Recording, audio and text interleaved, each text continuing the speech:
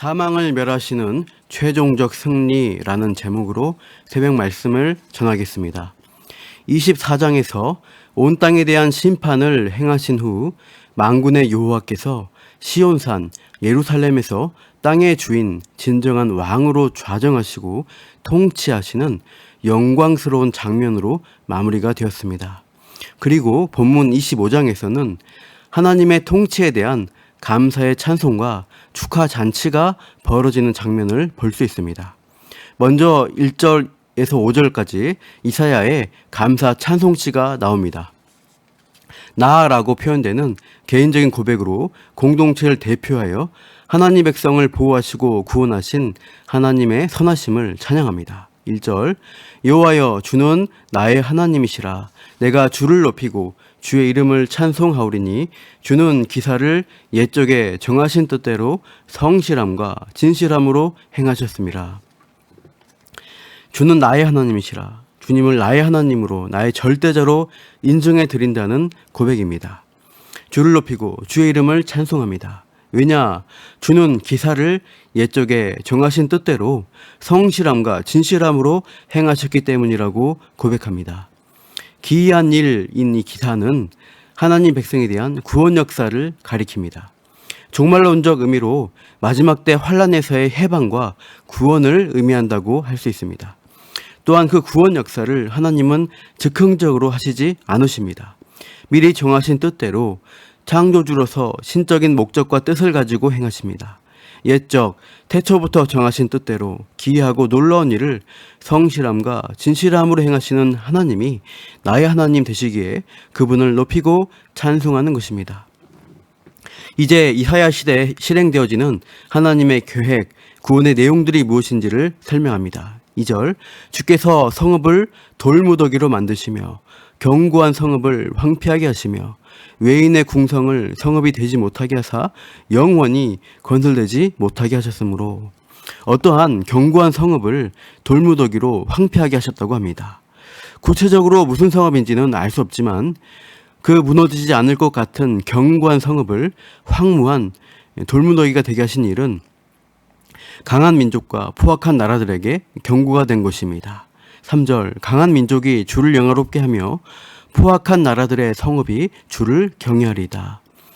자기들의 강함을 믿고 포악하게 행하는 나라들이 그 심판하시는 하나님을 두려워하며 그분의 주권과 영광을 인정하는 일이 일어난다고 합니다. 하나님은 포악자, 폭력으로 통치하는 자들로부터 연약한 하나님 백성을 하나님을 의지하지 않으면 살 수 없는 자들을 보호해 주시는 피난처가 되어 주십니다. 4절이 그 사실을 고백합니다. 주는 포악자의 기세가 성벽을 치는 폭풍과 같을 때에 빈궁한 자의 요새이시며 환난당한 가난한 자의 요새이시며 폭풍 중에 피난처이시며 폭양을 피하는 그늘이 되셨사오니 5절도 마찬가지죠. 마른 땅에 폭양을 제함같이 주께서 이방인의 소란을 그치게 하시며 폭양을 구름으로 가림같이 포악한 자의 노래를 낮추시리다. 포악한 자의 기세가 성벽을 치는 폭풍 같고 메마른 땅에 사정없이 내리쬐이는 폭양과 같다고 합니다. 그럴 때 하나님은 하나님 백성에게 폭풍 중에 피난처가 되어주시고 폭양을 피하는 그늘, 가리는 구름이 되어주신다고 노래합니다. 팔레스타인, 이스라엘 지역에서 갑자기 쏟아져 내리는 폭우와 여름에 뜨겁게 달궈진 폭염이 생명체와 사람들에게 치명적이라고 합니다. 여름에는 풀 같은 식물들이 다 타버릴 정도의 폭염이 계속됩니다. 그러다가 우기에는 비가 갑자기 와서 와디라고 해서 평소에는 말라있던 개천에 갑작스러운 홍수가 일어납니다. 그럴 때 지나간 사람의 생명을 빼앗기도 한다고 하죠. 지금 우리나라에도 긴 장마 가운데 폭우가 쏟아져 얼마나 많은 피해가 발생하고 있는지 모릅니다. 많은 분들의 생명을 잃기도 하고 삶의 터전도 잃었다는 소식을 듣습니다. 그런 폭풍과 폭염과 같은 이 포악한 자의 피해를 하나님이 막으셔서 그들의 노래, 승전가를 부르지 못하도록 역사하십니다. 이것을 4절 5절이 노래한 것이죠. 이러한 심판과 구원을 행하시는 하나님에 대한 찬송이 본문 9절 이후에도 다시 나타납니다. 9절 그날의 말하기를 이는 우리 하나님이시라. 우리가 그를 기다렸으니 그가 우리를 구원하시리로다. 이는 여호와시라. 우리가 그를 기다렸으니 우리는 그의 구원을 기뻐하며 즐거워하리라 할 것이며. 비슷하게 반복되면서 우리가 하나님을 기다렸고 그가 하나님이 우리를 구원하셨다고 고백합니다. 1절에 나의 하나님이라는 개인적인 고백이 9절에서는 우리의 하나님으로 공동체 고백으로 확대되고 있습니다. 10절에서 여호와의 손으로 나타나시면서 우리 하나님으로 고백하는 백성에 대해서는 구원을 베푸시는 하나님의 손이 하나님을 대적하는 세력으로 대표되는 이 모압에 대해서는 심판의 손으로 묘사됩니다. 10절 하반절 모압이 걸음물, 이 걸음 구덩이에 밟혀서 빠집니다. 11절에서 이 빠져나가기 위해서 헤엄치듯 능숙한 손놀림을 해도 하나님의 손이 어떻게 역사하시나요? 모압의 교만으로 인하여 그를 눌러버리신다고 합니다. 모압이 심판의 자리에서 빠져나오지 못하도록 눌러버리시는 것입니다. 12절에서는 높은 성벽 요새 같은 그 교만을 헐어 무너뜨리시고 낮추셔서 그 땅바닥인 진토까지 무너뜨리시는, 낮추시는 심판을 행하십니다. 이렇게 이스라엘에 대해서 적대적으로 행했던 모압은 하나님 나라의 적대 세력을 대표합니다. 하나님께 반역하고 하나님을 미워하기 때문에 하나님 백성에 대해서도 적대적으로 행하며 증오하는 것입니다. 그런 악한 세력들을 하나님이 최종적으로 심판하심으로 하나님 백성들에게 구원의 기쁨을 선사해 주십니다. 이러한 구원과 심판이 실시되어지는 통치의 좌소가 어디에 있는가 했을 때 6절, 7절, 10절 보시면 다 이 산이라고 지칭합니다. 곧 성전이 있는 예루살렘을 가리킵니다. 앞서 24장 23절에서 시온산과 예루살렘에서 하나님이 왕이 오르는 대관식을 보여주었습니다. 그 대관식에 이은 이 축하잔치, 연회가 오늘 본문 6절, 8절에서 묘사됩니다. 6절, 만민을 위한 기름진 것과 포도주로 연회를 베풉니다. 골수가 가득한 기름진 것, 곧 최상의 음식입니다. 오래 저장하였던 맑은 포도주, 오래 저장하여 잘 숙성시킨 최상품 포도주로 이 잔치의 흥을 돋운다는 것입니다. 가장 좋은 곳으로 최상의 잔치를 벌이시는데 더 좋은 보상을 주십니다. 그게 뭐냐? 7절, 또 이 산에서 모든 민족의 얼굴을 가린 가리개와 열방 위에 덮인 덮개를 제하시며. 얼굴을 가린 가리개, 덮개는 무엇입니까?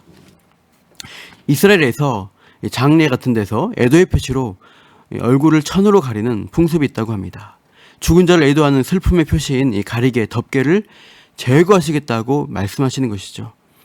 이 세상에서 인간이 겪는 근본적인 고통과 눈물은 죽음 때문입니다. 당시에 전쟁과 환란으로 죽어나가는 가족과 지인들의 죽음을 보고 애통해하고 또 인간이 결국 운명적으로 맞닥뜨리는 그 죽음이 우리를 두렵게 하고 눈물 짓게 하는 것입니다. 생로병사할 수밖에 없는 인간에게 하나님은 종말로 온적 승리의 자리에서 무엇을 약속해 주시는가? 8절 말씀 다 같이 읽겠습니다. 사망을 영원히 멸하실 것이라. 주 여호와께서 모든 얼굴에서 눈물을 씻기시며 자기 백성의 수치를 온 천하에서 제하시리라. 여호와께서 이같이 말씀하셨느니라. 사망을 영원히 멸하시는 승리를 주시겠다고 약속하십니다. 그래서 모든 얼굴에서 눈물을 씻기시고 백성의 수치를 온 천하에서 제거해 주시겠다고 약속하십니다. 사망을 멸하시는 최종적 승리, 곧 영생에 대한 약속을 주시고 있습니다. 요한계시록에 같은 약속의 말씀이 더 명료하게 제시되어 있습니다. 한번 찾아보시면 좋겠습니다.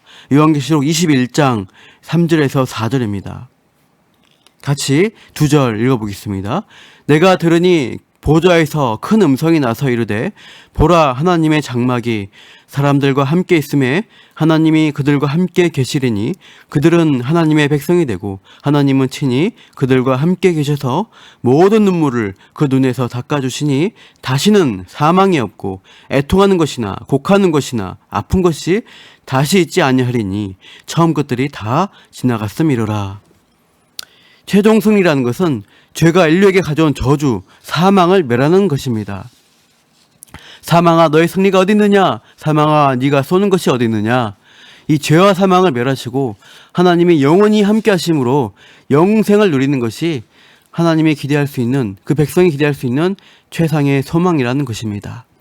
그 소망이 실제적으로 이루어진 사건이 예수 그리스도의 십자가와 부활입니다. 예수 믿는 성도에게 십자가의 은혜가 이미 주어졌고 또한 사망을 이긴 그 부활 또한 약속되어 있는 것입니다. 다시 한번 계시록 7장 15절부터 17절을 보시면 좋겠습니다. 계시록 7장 15절에서 17절. 그러므로 그들이 하나님의 보좌 앞에 있고 또 그의 성전에서 밤낮 하나님을 섬김에 보좌에 앉으신 이가 그들 위에 장막을 치시리니 그들이 다시는 줄이지도 아니하며 목마르지도 아니하고 해나 아무 뜨거운 기운에 상하지도 아니하리니 이는 보좌 가운데 계신 어린 양이 그들의 목자가 되사 생명수 샘으로 인도하시고 하나님께서 그들의 눈에서 모든 눈물을 씻어주실 것임이라. 그 어린 양 예수 그리스도가 영생의 생명샘으로 그 백성을 친히 인도하신다고 약속합니다. 푸른 풀밭 맑은 물가를 인도하시는 우리의 목자로 함께 하시기에 오늘도 우리는 소망과 약속 가운데 죄와 사망이 판치는 이 세상을 능히 이기며 살아갈 수가 있습니다. 사망을 멸하시는 최종 승리를 바라보시고 우리가 돌아갈 본향 기대하시면서 오늘도 승리의 삶을 살아가시기를 축복합니다. 같이 기도하겠습니다. 하나님 아버지, 오늘 말씀을 통하여 죄와 사망이 지배하는 이 세상을 살아가는 하나님 백성에게 사망을 멸하시는 최종적 승리에 대한 소망 주시니 감사합니다. 그리스도가 이루신 십자가의 죄 용서를 누린 성도에게는 마지막 때 사망을 이기신 예수님처럼 부활의 약속이 주어져 있다는 사실에 또한 감사합니다. 오늘도 사망을 멸하시고 영생을 약속하시는 하나님과 동행하며 죄와 사망의 세상에서 승리하며 살아가게 하여 주옵소서. 감사하며 이 모든 말씀 예수님의 이름으로 기도합니다. 아멘.